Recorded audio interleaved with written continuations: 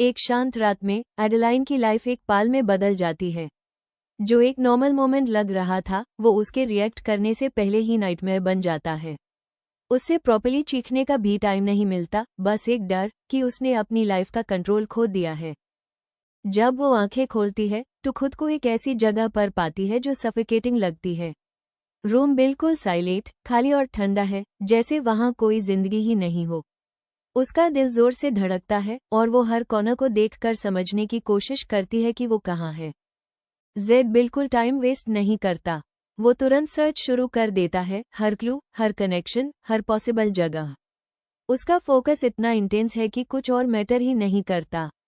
उसके लिए ये सिर्फ किसी को ढूंढना नहीं है, ये पर्सनल है। और वो तब तक नहीं रुकेगा जब तक उससे वो मिल नहीं जाती। रूम सेम है, लेकिन एडेलाइन बदल चुकी है। डर अब भी है, लेकिन अब वो इतना लाउड नहीं है। वो कैद है, पर अब वीक नहीं है। वो हर फुटस्टेप को ध्यान से सुनती है, गार्ड्स के पैटर्न और टाइमिंग को समझती है। और धीरे धीरे वो अपने एस्केप की प्लानिंग करने लगती है। उसकी आवाज़ शांत है, लेकिन अंदर अर्जेंसी है। ये सिर्फ एक मिशन नहीं है। उसके दिमाग में प्लान साफ है और वो कुछ भी गलत नहीं होने देगा। जैसे ही उसकी नज़र फाइनल लोकेशन पर टिकती है, एक बात क्लियर है, वो एडेलाइन के बिना नहीं जी सकता। कैप्टिविटी में भी एडेलाइन सिर्फ अपने बारे में नहीं सोचती। वो अपना डर छुपा कर बाकी लड़कियों को स्ट्रॉन्ग फील करवाती है। और इस अंधेरे में वो उनके लिए एक होप बन जाती है, छोटी सी लेकिन strong. Z last time clues देखता है और सडनली सब कनेक्ट हो जाता है। उससे समझ आ जाता है एडेलाइन यही है। सर्च खत्म हो चुकी है। ए फ्लैट उस वापस लाना है।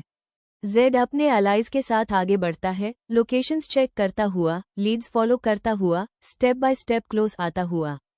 क्योंकि हर सेकंड इंपॉर्टेंट है और वो ऑलरेडी एडेलाइन तक पहुंचने के रास्ते पर है।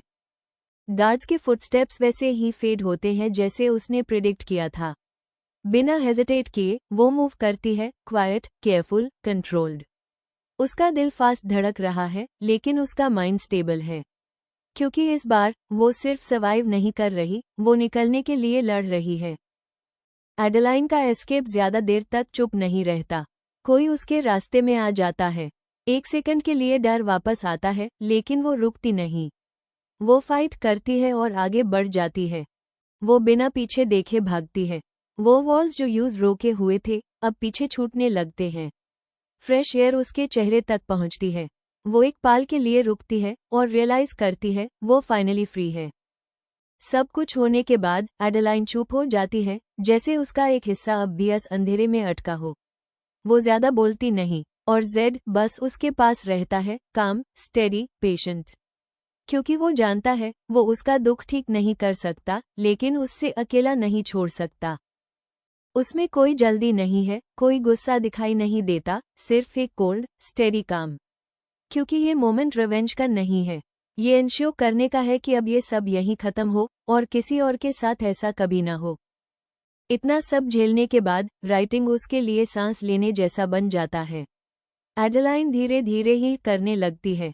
डर कंप्लीटली खत्म नहीं होता, लेकिन अब वो उससे कंट्रोल नहीं करता। उनके बीच कोई बड़े वर्ड्स नहीं होते, कोई प्रोमिसेस नहीं, बस एक साइलेंट अंडरस्टैंडिंग। क्योंकि इतना सब होने के बाद डर, दर्द, अंधेरा, उन्होंने फिर भी एक दूसरे को चूज किया। और इस बार ये रिलेशन केओस पर नहीं बना।